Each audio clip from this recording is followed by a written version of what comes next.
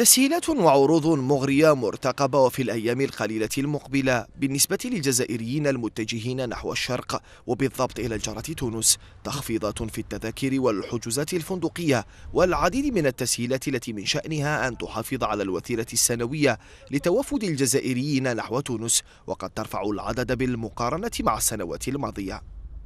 قررنا بعض التسهيلات لأخواننا الجزائريين وحتى للسياح التوانسة، جالية تونسية في الخارج والتوانسة اللي موجودين معناها ينجموا في العطل نتاعهم يمشوا للجهات السياحية.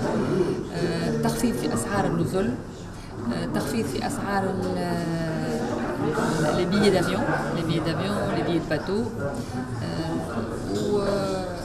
قلنا احنا تحسين الوضع في الاوضاع في المعابر اللي في الفرونتيير تونسية والجيريان اللي هما باش يكونوا لايقه بالاخوان اللي يجيو لتونس، خاطر ثم هما برنامج باش نعاودوهم كومبليتمون. اما قلنا حتى الشهر هذوما الشهرين اللي جايين هما باش يبداو في المستوى. من جهتها وتضامنا مع الحكومة التونسية فقد اتخذت الجزائر إجراءات تحفيزية بغرض حث الجزائريين على التوجه إلى المدن السياحية التونسية.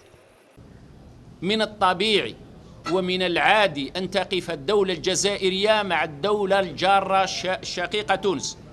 من الطبيعي ومن العادي أن يقف الشعب الجزائري مع الشعب التونسي إن على مستوى التضامن في المحنة، أو على مستوى التنديد بهذا الإرهاب الهمجي، أو على مستوى المساعدة والوقوف مع الشعب التونسي ودولة تونس. هي إذن إجراءات متبادلة من كلا الطرفين بعد العملية الإرهابية التي استهدفت أحد الشواطئ التونسية والتي أدخلت البلاد في قائمة الوجهات الأكثر خطورة في العالم، تصنيف يؤثر سلبا على الاقتصاد التونسي التي تعتبر السياحة فيه القلب النابض.